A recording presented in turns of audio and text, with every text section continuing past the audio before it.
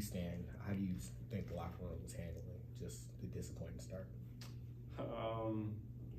Yeah, I think Max said it fine. I mean, for me, it's the most I've lost since I think ever. So it's obviously a lot different, and you have to adapt to just playing a lot more games and get used to that. But I wouldn't say anybody's happy.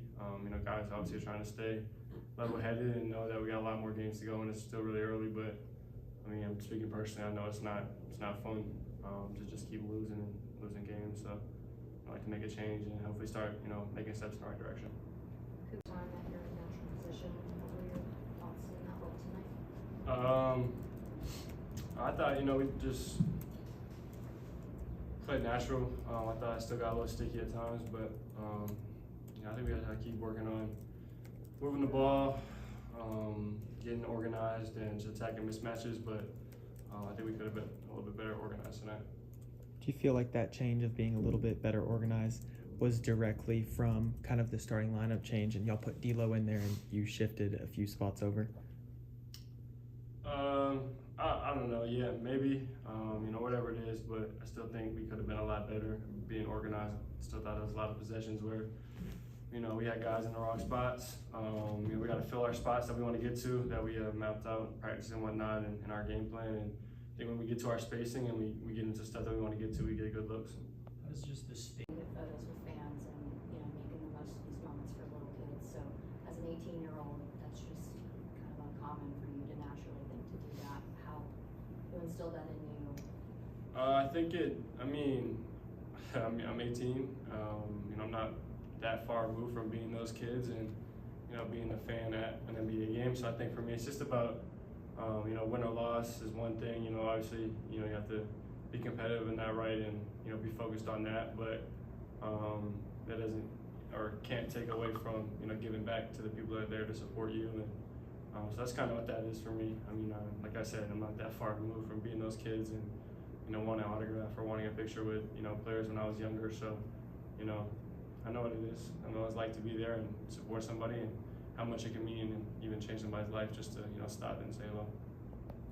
And he's someone who you've spent a lot of time with on the floor to begin this season.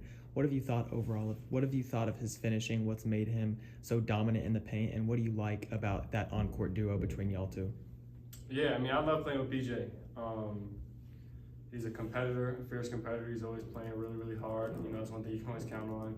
Always making the right play, getting downhill, whether it's finishing, passing. He's just been really efficient, attacking the basket and using his shoulders, using his size to finish at the rim. So, I mean, it's been a joy. It's been so much fun to play with PJ. Looking forward to continue to play with him, and hopefully we'll turn things around and just continue to compete out there. Do for him going forward? Yeah, it's a learning lesson for him for sure. I mean, to be able to feel that kind of heartbreak, if you will, at the end where you miss the game or the game-tying shot. So it's good for him to have that experience for sure, just to have that feeling. He was in that situation, which is good. He handled it with poise and he handled it with perfection, so that was good. And yeah, he kept us in the game. He was aggressive down the stretch for us. Took it to the basket a lot. Made those free throws at the end too. So he was great. He was great for us. Kids, after tonight's game, what was Coach Kidd's kind of message to you guys after taking a tough loss, and then you talking about how y'all need to be better? What are some things y'all can do better as a team and things you can do individually to get to that point? Yeah, I mean, the main message was just, again, stick together. The boat isn't burning, and so we're fine. We're 8 games in, and so it feels pretty crappy because we're losing, and our home court, we haven't really done a good job protecting that, and so we've got to do better with that. But I mean, I think for us offensively, we seem a little stagnant, just a little bit. We're not getting a lot of flow, a lot of motion, and so we got to continue to look at film, continue to practice that. But Coach Kidd's message is just to stay together. There's no point breaking up right now, so or breaking up ever really. So we just got to stay together and continue to just kind of work the system and work the game. Doing a little bit of everything. What's it like playing with him right now? Yeah, he's been great. He's, like you said, he's a Swiss Army knife. Played 38 minutes tonight. Aggressive from the three-point line, aggressive to the paint, getting free throws, which is great for us. He's rebounding the ball at a high level, and he's scoring too. So he's just being aggressive, and that's what we need him to be if we want to be successful. And so he had a great game tonight. You know, regardless of what the numbers say, he was effective out there. His presence was felt, and so we're going to continue to look for him for that.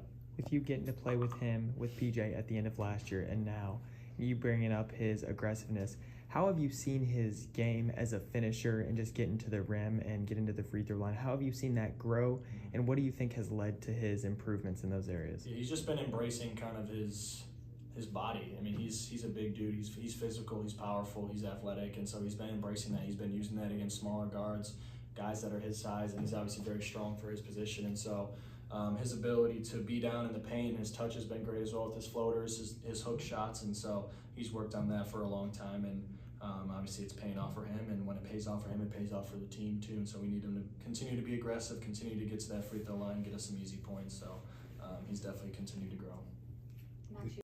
Here at the podium, you're not a get you high, get you low, you're about sticking with the process, all that stuff.